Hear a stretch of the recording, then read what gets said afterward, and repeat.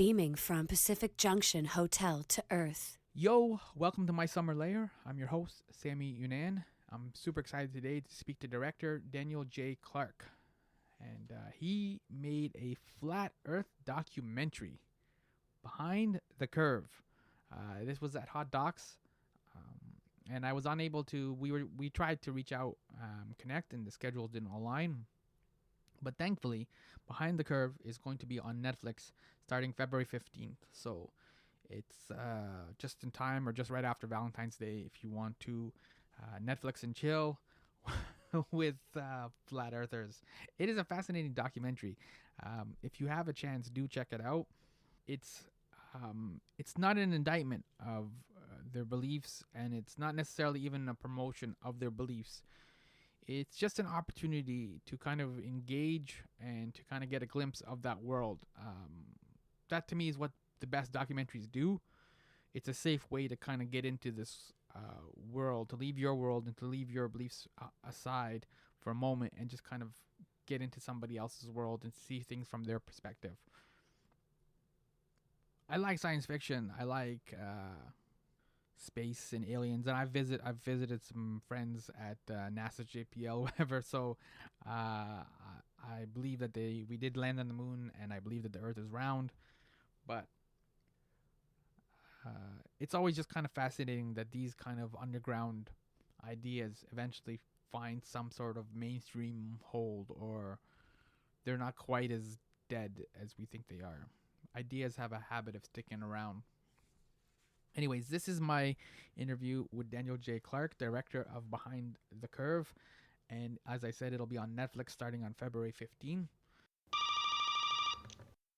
Thank you, Daniel, for calling in. Before we discuss Behind the Curve, your flat earth documentary, you were an editor on a science fiction or science TV show, In Search Of.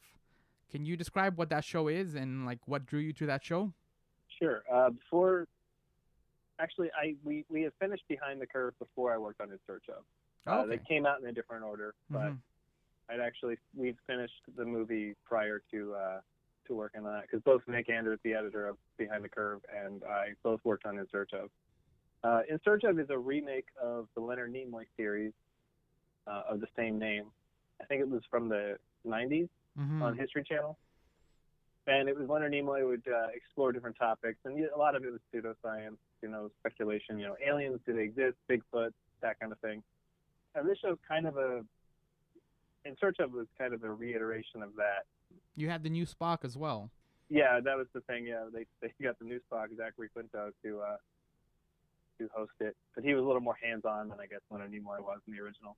Mm-hmm. But yeah, it was just like a History Channel show. It's a bit more pseudoscience than I was really in love with, but it was fun. It was it was a good time. We explored aliens and sinkholes and kind of offbeat topics.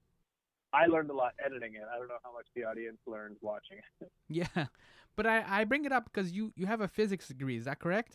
I have a minor in physics. Minor in I physics. have an audio engineering degree from my undergrad, and then a film degree is my master's. But yeah, I studied physics and electronics specifically in college. I did. In high school, I was really into physics. Was any of that prompted by either working on as an editor on In Search Of or your physics minor? Was any of that prompted by consuming science fiction? You mean deciding to work on it or deciding to study it? Or are you a nerd, I guess? I'm more of a nerd. I'm not really into sci-fi per se. Mm-hmm. I don't dislike sci-fi. I'm just not a huge fan of any of the franchises that are out there. I don't go berserk. I'll watch the movies or, see what's out there. But no, I've just always I was a musician, and I was always fascinated by the way sound worked. And so that was my entry point into physics and figuring out, okay, why does this happen when I play a guitar string this way or when I hit a drum this way? Why is it doing what it's doing? And I kept going on that tangent through college, and that became my degree. With a lot of electronics and how sound works and things like that. But also along the way, you have to do the applied physics. So I learned about equilibrium and gravity and all that stuff. Mm-hmm. So you are a musician and you have a physics minor, and now you decide to make Behind the Curve. So explain what the documentary is about Behind the Curve is a documentary about the Flat Earth movement in the year 2017, essentially. It is not a debate about what the Flat Earthers think and if it's right or wrong. It is not a back and forth between scientists disagreeing with Flat Earth claims. It's about beliefs and why Flat Earthers believe what they believe and how that applies to humans in general, not just Flat Earthers, but people with strong political ideologies, with different, religious backgrounds, why someone can hold on to something so tightly that they can never be shaken from their belief. And Flat Earth is, I think, the most extreme example of that, something that people from all walks of life, whatever political side you're on, whatever religion you are, I think a lot of, 99% of people can look at Flat Earth and say, well, that's wrong and provably wrong. So what is it that these people why is it that these people still believe it? Mm-hmm. And if our genuine hope from the film is that someone watches it and sees it and applies that to things that they believe.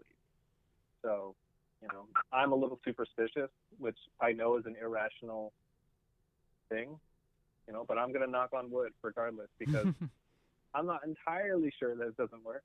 Mm-hmm. So like those kind of like little things like that we all do, little things and then also much bigger things.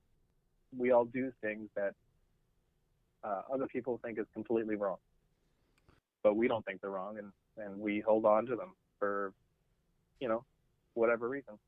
So you touched upon a couple of things.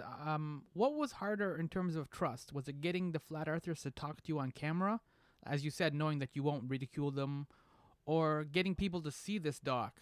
Because again, you talked about that just in your opening statement, because people were kind of a lot of people were deeply upset. You're either like supporting, quote unquote, supporting or promoting a harmful idea. So what was harder in terms of trust? Was it getting the Flat Earthers on camera or getting people to the doc? That's a great question. I think getting people on camera wasn't actually that difficult because a lot of these people that we interviewed were from YouTube. So they were already public. They weren't trying to hide their identity. And they were very happy to get a bit of publicity for themselves. We've talked to some people, and I had a genuine concern. Is this film going to spread Flat Earth as a concept and almost, in a way legitimize it? Because, there's a documentary about it. There must be something to it. I think that's a hurdle that we had to get over. But we talked to a science communicator recently who said that in her opinion this film more inoculates people. It stops the conspiracy from settling, I think, because once you see the logic behind why people believe things and you see these people and their infighting and all that stuff, it kind of diminishes the appeal of Flat Earth. I don't know if that's entirely true, and obviously nothing can be for certain. Mm-hmm. If someone sees the movie and decides that, it proves Flat Earth, I'm going to believe this now, that's not something I can control. I don't know where they would have gotten that from, but it's not something I can control how someone interprets something. Yeah. Our hope is that the messaging, people don't see it and think it's a pro-Flat Earth documentary, and I hope people don't see it thinking or expecting it to think like one by one take apart the Flat Earth theories and models, because there are a million YouTube videos that do that. So there's no point in making a documentary that does that. So we were more interested in the personal aspect of it and why people can believe things like this. Mark Sargent, the main character or the main person that you've kind of followed in the documentary, is a really prominent Flat Earther. He made a really interesting point early on in the documentary, and I felt it was kind of reinforced by the conference in Raleigh, North Carolina, in that this movement, this conspiracy theory, it's not necessarily that ugly or dark compared to other conspiracy theories. And there was, as you mentioned, there is some infighting, but there's also quite a bit of love and warmth and acceptance. This is like a tribe. So with your interactions, did you find this to be true, that there was a lot of warmth and a lot of love? And this was kind of like not necessarily a sinister conspiracy theory, because we kind of go X-Files dark, right, with our conspiracy theories. Right. And, it's two things, at least two things. If you're a Flat Earther, you probably and in our experience at least, most likely believe in many, many other conspiracies beyond that. So a lot of flat earthers are also Sandy Hook deniers and 9/11 truthers. So it's a And gateway these drug. conspiracies, excuse me? It's like a gateway drug or a gateway conspiracy theory. Yeah, I think it's almost like, the end of the road, so to speak. You can keep digging deeper and deeper, and flat earth kind of is this really interesting apex that people hit, because if the shape of the earth is being covered up, then it's obvious that they're able to cover up everything else. Mm-hmm. So it kind of answers a lot of questions, in some conspiracy theorists' mind. Now, a lot of conspiracy theorists stop before flat earth, and they think, no, not that. I'm focused strictly on this. But there is a lot of darkness in the other ones, because a lot of them deal directly with events or tragedies that have happened to real people. And when you talk about flat earth, there's not a whole lot of direct evidence that comes from this being a conspiracy. It's like Sandy Hook deniers.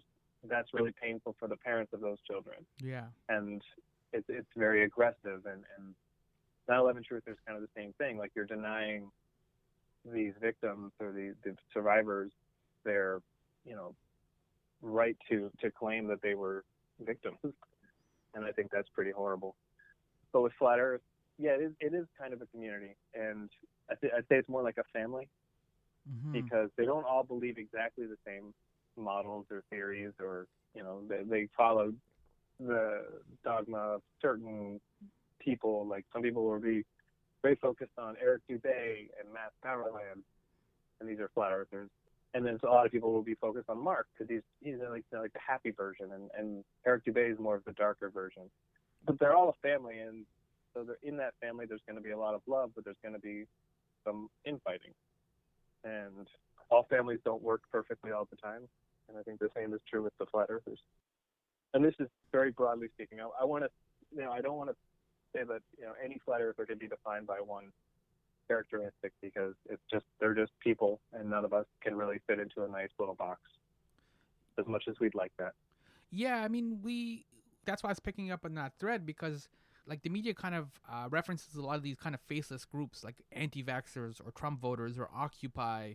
And if you don't really encounter or engage any of these people, it just always kind of comes across as a threat, like this large mass of group of people. Like, I know people who are active in Black Lives Matter, so that movement has a couple of faces. So it's not necessarily, I don't view it necessarily as like a large movement now. I just view it through the lens of those people that I know, and I hear their stories. Does that make sense? Oh, absolutely. Because when you see a personal, I think of Sarah Silverman's show, I Love You, America. One of the very first episodes, she went to spend time with the quote unquote Trump family, Mm-hmm. and they all got along well. They believe different things, but it's so easy to demonize someone from another tribe, so to speak, as you, quote unquote. Mm-hmm. That and it's also comforting. So when you talk about flat earthers, and if you're not a flat earther, you feel a bit threatened by these people who can maybe deny all this science and overlook everything that you see as kind of the bedrock to your world, literally. And it really it scares people. I really, maybe not consciously, but it's a lot easier to put them in a box and say, well, flat earthers are this or that. Mm-hmm. They're conspiracy theorists. I'm not a conspiracy theorist. I'm okay. They're the crazy ones. It's really easy to say that, but I think when you meet people from any opposing viewpoint as you, it's a lot harder to not. It's hard to not empathize with their position and understand where they're coming from.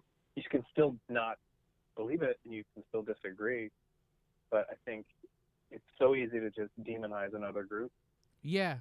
Our movie really pleads that you should get to know people before you write them off. Yeah, because I mean, you can fall into the us and them, and you could always, like, even just the term flat earthers, it's really dismissive. But then when you actually hang out or you talk to somebody like Mark Sargent in person, then it's not like it's an actual person.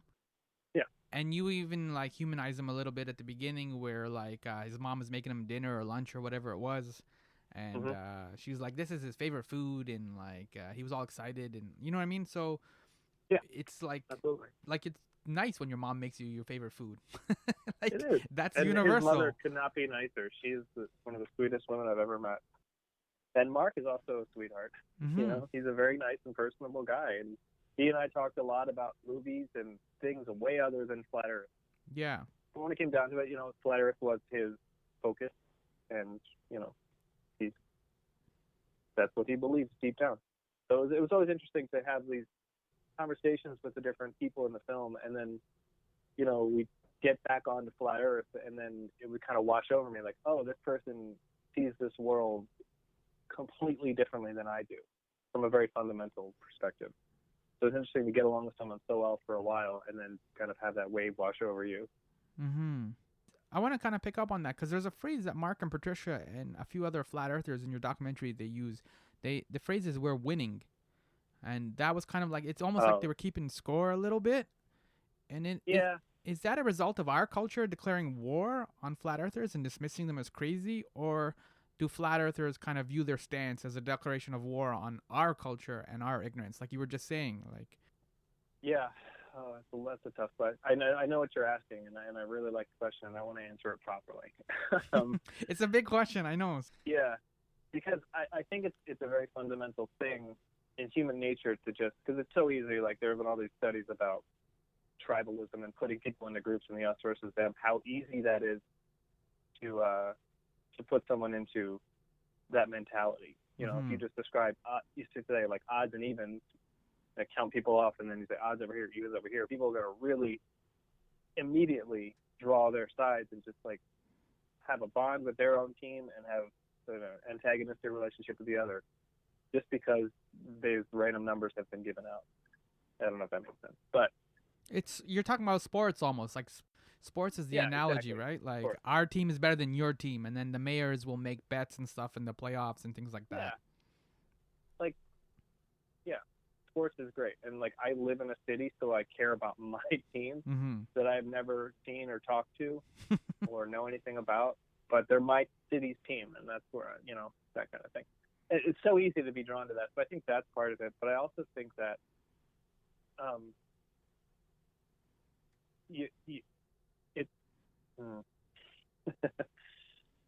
it's more legitimizing to have an enemy than to have no one care about what you're saying. Mm-hmm. So when they have NASA in the film, you're referencing a point where they say they're winning. They're in a NASA space center. It's like a little museum. It's really not great. We were also there a week after Hurricane Harvey had hit Houston, and so it was pretty empty and kind of not in the best shape. And they kept saying, we're winning, folks. Like, none of this works. This is all really lame. Which, there's an argument to be made that it's not a great museum, sure. But to say that we're winning because their museum is not as nice as we would want it to be is just kind of assuring yourself that there's an enemy out there who's trying to beat you. So, like, if they had a really nice museum, they would say something, and this is me speculating, obviously, but they would say something along the lines of, look how much money they're putting into this to try to convince other people. So it's kind of whatever the quote-unquote enemy does, they're going to see it as a victory for them. Either the enemy's putting too much time and money and investment into something like SpaceX launching the Tesla Roadster into space. I thought it was really cool. My mind was blown. I thought it was one of the coolest things I've ever seen. But they said, like, look how much money they spent in CGI trying to fake this just to prove the Earth is not flat. So they saw that as a victory also, because that the enemy had to do all this backflipping to convince people that the Earth wasn't flat, because they were getting scared, quote unquote, that the flat Earthers were rising. Yeah. Watching the documentary, I don't know if any of that connected. But. It does connect, because what I was gonna ask was, like, I was reading there's a guy, Professor Roland Imhoff of Johannes Gutenberg University in Germany, and he wanted to study certain people and their beliefs, and in particular he chose conspiracy theorists, and he realized quickly on that facts weren't the issue here, right? They can't be, because it's pretty obvious. So what he found was that these people, conspiracy theorists, were taking comfort in their standing as outliers. So this is kind of echoing what you just said, and they're searching for a feeling, not necessarily a logical truth. And his actual quote, Professor Imhoff, he said, "Adherence to conspiracy theory might not always be the result of some perceived lack of control, but rather a deep-seated need for uniqueness." Which kind of echoed like a lot of the people that are in your documentary, like Patricia and Mark Sargent. Like they were really, I guess I'm not sure if determined is the right word, but just to kind of be unique or to stand out or to have a presence. Yeah, well, I mean, everybody loves, well, maybe not everybody, but most people, I would say, like the attention. You know, I'm being interviewed by you right now, and I personally think it's great. I'm very excited to be here and talk to you. So if I'm a flat earther and I'm getting that same attention, it feels good. And, you know, I think that's a natural desire for everybody to feel a bit special. I don't know how much that applies directly to everybody in the film, but I think for some of them, surely. Mm-hmm. You know, it's this need to be a little different, to have your thing. Some people do it other ways. Some people subscribe to conspiracy theories. Because I think there is a bit of, and definitely some of the people we've talked to, there's a bit of superiority that's associated with it. It's like you know something that other people don't see.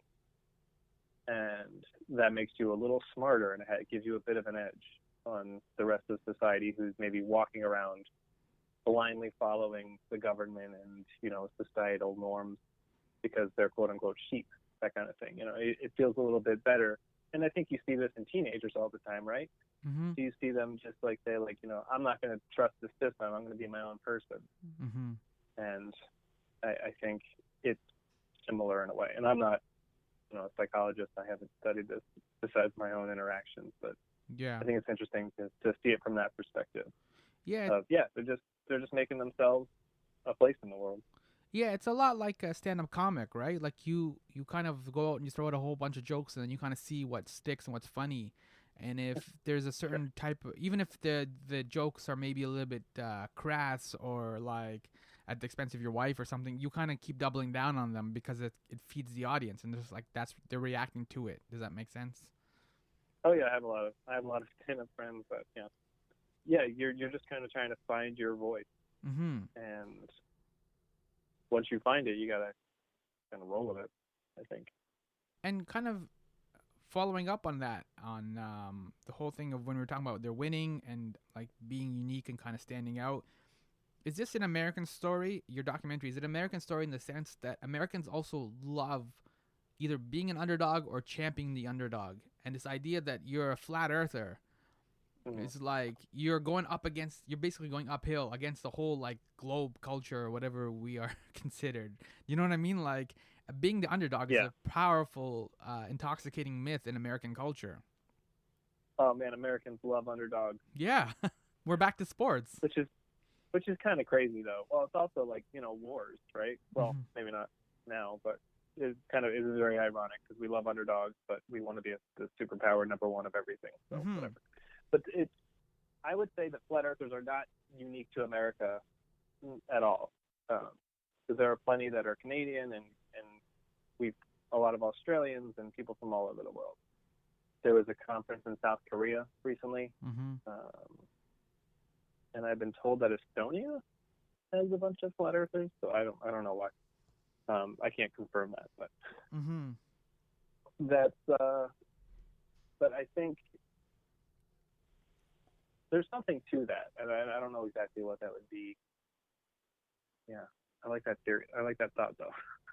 There definitely is like David versus Goliath element to it, where, you know, it's actually kind of convenient, and I don't say that in any necessarily diminutive way, but it's convenient to have an enemy or a foe that you can't ever possibly beat. So if your enemy is the world government that is a shadow government that works behind the scenes of the official government, quote unquote, then there's no way that you are going to defeat them by thinking about like sitting out on Hollywood Boulevard telling people the earth is flat. Yeah. But you can see your contribution as kind of evangelizing flat earth and telling people about it. So at least you did your part to make sure they were aware. because as a single person, they can't take it like, change it. But if everybody's onto it, then, they can rise up together. You just used the term evangelizing, and is it you got in trouble, I guess, for lack of a better term, you got in trouble for making this documentary and for people worried that you were promoting this harmful idea. And is it very similar to like Christians and atheists where they may not see eye to eye, but their beliefs don't necessarily impact each other? I know that's a generalization, but you know what I'm getting at? Like, can we coexist, or is this like Mark Sargent says, one of us has to win? Like it's a zero-sum game. First of all, I don't know if I got in trouble. Okay, yeah. I didn't know what the word to use, yeah. But some people have brought that up, but it's not like an overwhelming sensation. But interesting. Like, so you're saying that Christians and atheists don't need each other to believe the same things as long as we're agreeing on like a social contract kind of deal? Yeah, I mean we coexist, right? And atheists get Easter weekend off, and they get Christmas week off or whatever, depending on where they work. Sure.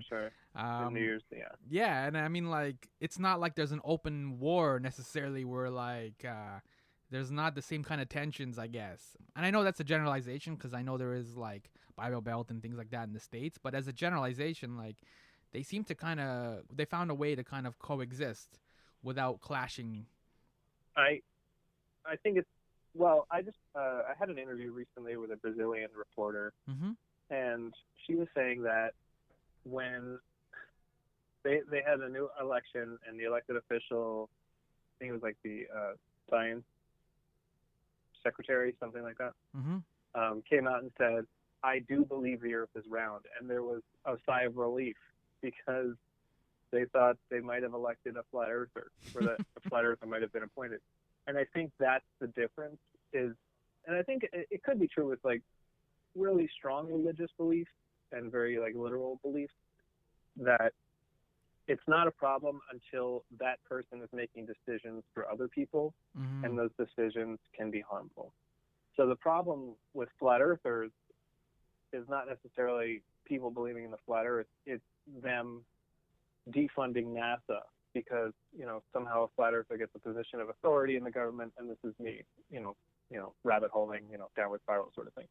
That person gets a position in the government, and you're seeing it with a lot of other smaller issues for sure, especially like climate change, like Trump is whatever. But they're making decisions that really strongly impact us all and really slow the progress of the world and, countries individually, but if you're a big enough country, that affects the entire world. And I think that's where it becomes a problem. So, and you see it too with religion. If you have someone who's very strictly religious, and their beliefs, a literal biblical interpretation or whatever maybe denomination you want to go with, their beliefs could impact people's well-being and their place in society. If they don't subscribe to the same beliefs, and you see that with atheists also. People of religious beliefs being persecuted for having their beliefs. So it's tough to say we coexist peacefully on any spectrum, especially when one person is given absolute authority to make decisions for everyone else. So I'm definitely going worst case scenario, slippery slope, but I don't think it's beyond reason to think that could happen in the future. It's happened in the past. For sure. I know we have history as our guide, right? Like we know who we are by now, and when there are different options and choices, to go back, like you just recently mentioned Trump. I mean, that was kind of like the shock and the surprise that he won. It was like I thought we were all past that stuff, right? That was the idea and the belief. Yeah, that's an interesting debate to go into another time. Yeah, it's a different documentary, but I do want to pick up on this idea of the kind of like the spectrum and the different beliefs, and I find it fascinating that we continue to frame the flat Earth argument, debate, whatever you want to call it, as like it's a science issue or a rationale issue, right? When the way you kind of framed the documentary, what I took away from your documentary was you framed it more as like a mental health. It's related to empathy. It's related to kindness. Why is it easier to advocate for science than it is to advocate for like empathy or even love? Oh boy. Uh, Yeah, can you fix us on like the planet? That's why I'm asking you these big questions, because I figured you're a yeah, documentary filmmaker. You can just fix it all and we'll be done. yeah, that's what we do. Mm-hmm. I think, you know, it's easier to ask for science because that's a tangible thing, Mm-hmm. and asking people to empathize, it's really frustrating actually, because politicians, I think, are really feeding into the tribalism of society. Mm-hmm. It's us versus them somehow. And, like most people are more moderate than the extremes, than the pundits that are on TV. I'm using politics as an analogy because it's just a lot simpler and people are it's fresh in my mind at least. Mm-hmm. And especially in the U.S. right now, it's the Republicans versus the Democrats, the conservatives versus the liberals. And there are these set of issues that are very polarized. And I think more people than not fall into the middle bracket of what that would be, not towards the edges.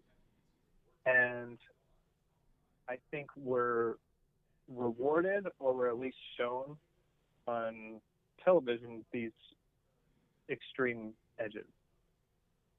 And I think we would be better off if politicians gave a little credit every now and then, and I'm not hearkening back to any good old days because there really wasn't, Mm-hmm. but there was a little bit more civility in politics, at least what I can see occasionally, not always.